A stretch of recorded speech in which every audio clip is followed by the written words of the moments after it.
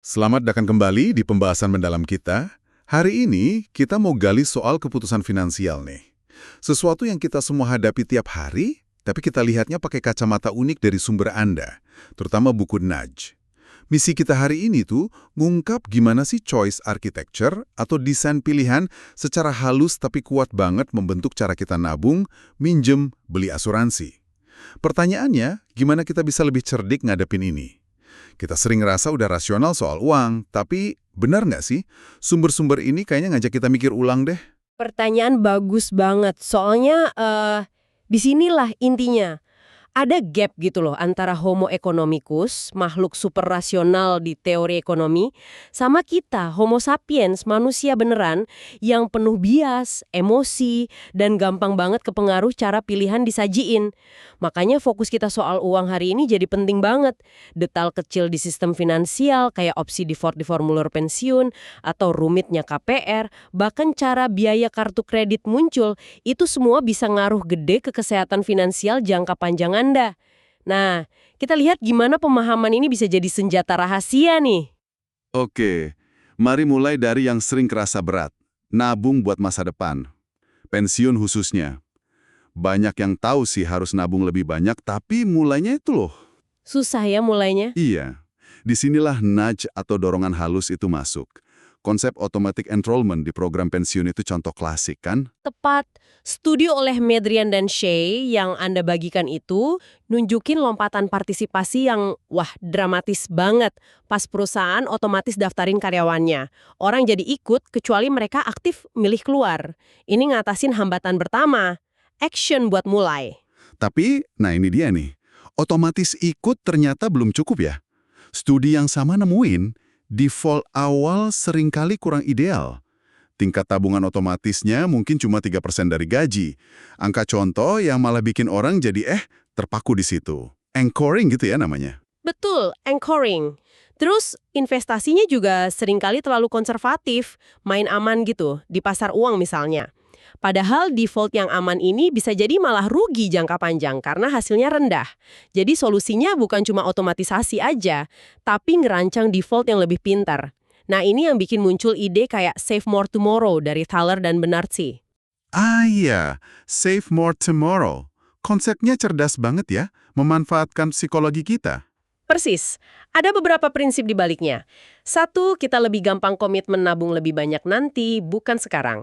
Dua, naiknya tabungan itu bareng sama kenaikan gaji, jadi gak kerasa kayak duitnya kepotong. Ini mainin loss aversion. Rasa sakit kehilangan itu lebih kuat dari senang dapat untung.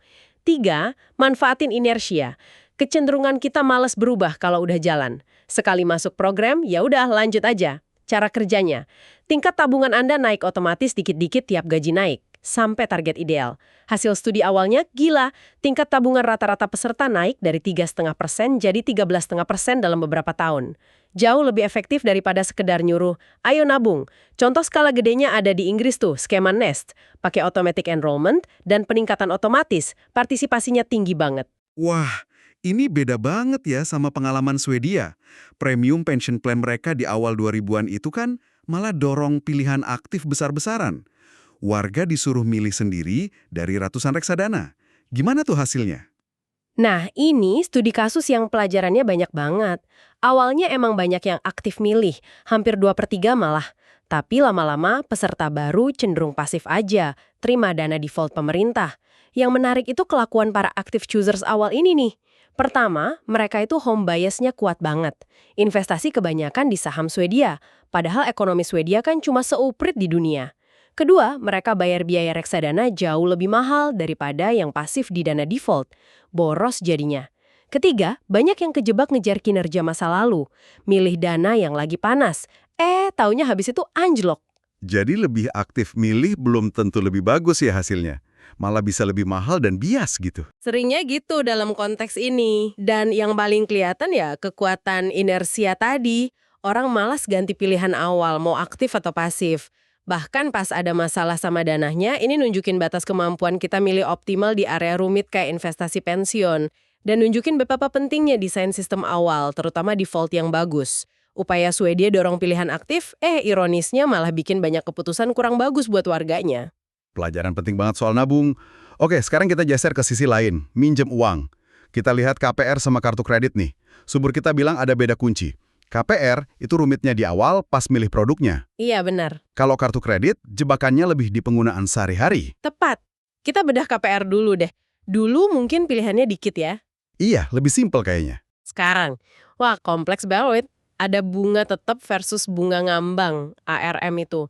Ada teaser rates, rendah di awal doang terus naik. Belum lagi biaya-biaya siluman, shrouded attributes istilahnya. Biaya admin, penalti lunasin cepat, macam-macam. Bikin bandinginnya susah banget. Dan argumen kalau pasar bakal melindungi konsumen kayaknya nggak jalan di sini ya. Benar, justru kerumitan ini bisa dimanfaatin. Studi Susan Woodward yang dikutip sumber Anda nunjukin kelompok minoritas yang pendidikannya rendah cenderung bayar lebih mahal, padahal risikonya udah dihitung. Broker KPR juga kadang lebih mahal. Kerumitan produknya itu sendiri ngerugiin peminjam. Terus gimana choice architecture bisa bantu di pasar KPR yang keruh gini? Ada beberapa ide bagus sih. Pertama, transparansi total. Wajib buka semua biaya dalam format standar yang gampang banget dibaca, mungkin ringkasan 1 halaman aja. Kedua, standarisasi produk. Bikin aja beberapa tipe KPR standar yang gampang dibandingin, kayak KPR gampang gitu. Ketiga, nah ini yang paling keren potensinya. Smart disclosure. Bayangin, data detail semua KPR, bunga, biaya, syarat, ada dalam format yang bisa dibaca komputer, terus aplikasi pihak ketiga bisa ngolah data ini. Anda tinggal masukin profil Anda, aplikasi itu bandingin ribuan tawaran, terus ngasih rekomendasi terbaik, lengkap sama penjelasan gampang. Wah, ini bisa mengubah peta persaingan. Menarik banget ya potensinya. Oke, sekarang ke kartu kredit. Praktisi, tapi angka utangnya ngeri. Sumber Anda nyebut 1,1 triliun dolar di AS aja. Banyak yang kejebak bunga tinggi sama biaya. Kesalahan umum kayak apa sih yang sering kejadian? Selain lupa bayar ya, kesalahan umum itu salah prioritas lunasin utang. Punya utang di beberapa kartu, malah lunasin yang bunganya rendah dulu, soalnya jumlahnya kecil. Padahal logikanya kan harusnya hajar yang bunganya paling tinggi dulu. Ini juga ada hubungannya sama pengendalian diri dan gimana kita ngerasa pas ngeluarin uang. Pakai kartu rasanya kurang sakit gitu dibanding cash. Jadi gimana arsitektur pilihan bisa bantu biar penggunaan kartu kredit lebih bijak? Mirip KPR, smart disclosure itu penting. Biar aplikasi bisa bantu milih kartu terbaik sesuai cara pakai Anda. Apa Anda tipe pelunas penuh, jadi cari rewards, atau tipe nyicil, jadi cari bunga rendah. Terus waspada juga sama trik harga kayak periode bebas bunga yang dipendekin. Pembayaran otomatis autopay juga solusi bagus buat yang pelupa, tapi anehnya dikit yang pakai. Mungkin takut saldo kurang ya. Nah, yang menarik itu munculnya aplikasi kayak Tali yang dibahas di sumber Anda. Ini kayak choice architect pribadi buat utang kartu kredit Anda. Tali bisa otomatis ngatur pembayaran, mastiin bayar tepat waktu, prioritasin bunga tertinggi, bahkan nyariin pinjaman bunga lebih rendah buat lunasin utang kartu. Mereka manfaatin fakta kalau bunga kartu kredit itu sering ketinggian banget, bahkan buat nasabah yang risikonya rendah. Wah, jadi Tali ini kayak ngehack sistem kartu kredit buat untungin konsumen ya. Keren. Oke, topik terakhir nih, asuransi. Prinsip dasarnya kan harusnya jelas ya. Lindungi diri dari bencana finansial gede, rumah kebakar, sakit parah. Bukan resiko kecil sehari-hari. Tapi prakteknya gimana? Prakteknya kita sering kebalik. Kesalahan paling umum itu deductible aversion. Nggak mau milih deductible atau resiko yang ditanggung sendiri, yang tinggi. Studi Justin Seidnor soal polis asuransi rumah nunjukin orang rela bayar premi tahunan jauh lebih mahal demi deductible rendah, kayak $250 atau $500. Padahal klaim rumah itu jarang banget kejadiannya. Jadi kita bayar mahal buat rasa tenang atas resiko yang kemungkinannya kecil banget gitu. Kira-kira gitu, hitungan Seidnor nunjukin hemat premi tahunan dari milih deductible lebih tinggi, misal $1.000, itu jauh lebih gede daripada potensi biaya ekstra pas klaim. Kita terlalu fokus sama kemungkinan keluar $1.000 sekali waktu, tapi abai sama hemat ratusan dolar tiap tahun. Oke, jadi nggak mau ambil resiko kecil di depan, deductible, malah bikin kita bayar premi lebih mahal terus-terusan. Ironis banget ya. Berarti saran praktisnya bukan cuma pilih deductible tinggi, tapi lebih ke ngubah cara kita mikir soal resiko kecil versus hemat pasti jangka panjang gitu ya. Tepat sekali. Saran praktisnya gini, berani ambil deductible lebih tinggi, asal Anda sanggup nombokin kalau ada klaim ya. Terus, uang hemat preminya itu dipakai buat bangun dana darurat pribadi, sumber kita nyebutnya on my own account. Bisa rekening benerang, bisa catatan mental aja. Dana ini buat nutup rugi kecil-kecil. Prinsip ini juga berlaku buat nolak extended warranty atau asuransi perjalanan yang sering nggak sepadan. Nah, kalau asuransi kesehatan yang super rumit gimana? Ada studi Cus Tulus yang menarik di sumber kita. Karyawan dikasih bebas ngerencang polis sendiri. Hasilnya, Luar biasa. Mayoritas, lebih dari 60% milih polis yang dominated. Artinya ada pilihan lain yang jelas lebih bagus, lebih murah, manfaat sama, atau manfaat lebih baik, biaya sama. Rata-rata mereka bayar premi 28% lebih mahal dari seharusnya.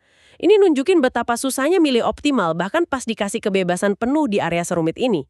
Seringnya, polis deductible rendah itulah yang dominated. luar biasa. Ini benar-benar nunjukin keterbatasan kita sebagai homo sapiens ya, pas ngadepin keputusan finansial yang rumit. Betul, perlu dicatat juga soal Health Savings Accounts atau HSA, rekening tabungan khusus kesehatan dengan untung pajak, sering dipasangin sama polis deductible tinggi di AS. Konsepnya bagus, tapi seringkali administrasinya penuh sludge, istilah buat hambatan birokrasi, kayak formulir ribet, aturan jelimet.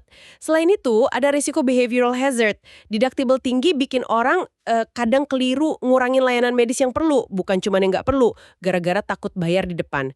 Jadi desainnya emang kudu hati-hati. Jadi, mulai dari tabungan pensiun dengan kekuatan default dan inersianya, terus jebakan kerumitan dan biaya siluman pas minjem KPR dan kartu kredit, sampai kekeliruan kita soal risiko dan deductible asuransi, semuanya ini ngegarisbawahi betapa bedanya kita, manusia, dari ekon yang diasumsiin super rasional itu. Apalagi kalau udah urusan duit. Lalu, apa artinya semua ini buat Anda yang dengerin? Paham soal arsitektur pilihan finansial ini bukan cuma info menarik aja loh. Ini alat. Dengan sadar ginian, kita bisa lebih waspada sama dorongan halus di sekitar kita. Dan, yang lebih penting, kita bisa mulai secara sadar ngerancang pilihan yang lebih baik buat diri sendiri. Bener banget, wawasan ini aplikatif sekali, bukan cuma teori. Jadi, mungkin pertanyaan penutup buat Anda renungin. Dengan bekal pemahaman ini, gimana Anda bisa jadi perancang pilihan, choice architect, yang lebih baik buat keuangan Anda sendiri? Mungkin sesimpel nerapin ide on my own account tadi, ngasuransin risiko kecil sendiri. Atau manfaatin teknologi kayak aplikasi manajemen utang. Atau bisa juga lebih dasar, mulai kenalin di mana ada sludge, kerumitan, formulir nyebelin, proses ribet dalam keputusan finansial penting Anda, terus cari cara buat nyederhanain atau ngatasinnya. Ingat, perubahan kecil dalam cara kita deketin dan rancang pilihan finansial hari ini bisa ngasih dampak gede banget buat kesejahteraan jangka panjang Anda.